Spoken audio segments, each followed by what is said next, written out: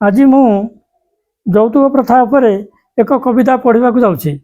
ଆଶା କରୁଛି ମୋ କବିତାକୁ ପଢ଼ି ଯୌତୁକ ପ୍ରଥା କିଞ୍ଚିତ ପରିମାଣ ସମାଜରେ ଲୋପ ପାଇବ।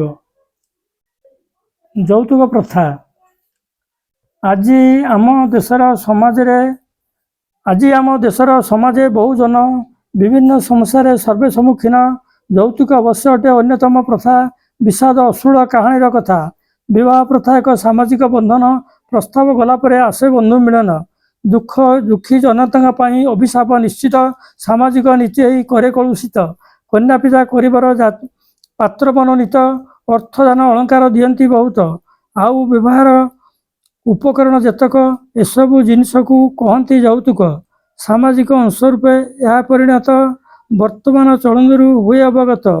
ଶିକ୍ଷାଗତ ଯୋଗ୍ୟତା ଚାକିରିର ସଦୃଶ୍ୟ ଧନ ସମ୍ପଦ ଆଦିର ଦେଖନ୍ତି କ୍ରମଶଃ। ଅଧୁନା ଏହା ବ୍ୟାଧି ରୂପରେ ପରିଚୟ। ଯେପରି ବ୍ୟାଧି କରେ ଶରୀର ଅବକ୍ଷୟ। ଯୌତୁକ ବିନା ବଧୂ ଭୋଗେ ନିର୍ଯାତନା। ସେଥିପାଇଁ ସେହି ସହେ ପ୍ରହାର ଭର୍ତ୍ସନା।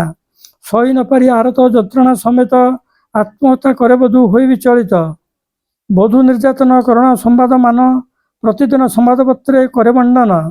କେଉଁ ଗୋଟିଏ ଦିନ ବିତେ ନାହିଁ ଏପରି ଯେଉଁ ଦିନ ଅଘଟଣ ଘଟେ ସେହିପରି। ବରପକ୍ଷ ଦାବି କରନ୍ତି ଉପସ୍ଥାପନ। ବଧୂର ରୂପଗୁଣ ଧନ ତୁଳନାରେ ନ୍ୟୁନ। ସୁଶ୍ରୀ କନ୍ୟା ପିତା ଭୋଗେ ଅର୍ଥ ଅନାଟନ। ଅବିବାହିତ ରହି ସେହି ସାରା ଜୀବନ। ଧନିକ କନ୍ୟାର ପକ୍ଷେ ଫଳ ବିପରୀତ। କୁତ୍ସିତା ହେଉ ସେ ପଛେ ବିବାହ ଆଦୃତ। ଯଦି ବିଚାର କରାଯାଏ ତାହା ବାସ୍ତବରେ ଜନଜୀବନରେ ଏହା ଅଶାନ୍ତି ସୃଷ୍ଟି କରେ। ସମାପ୍ତ କବିତାଟି।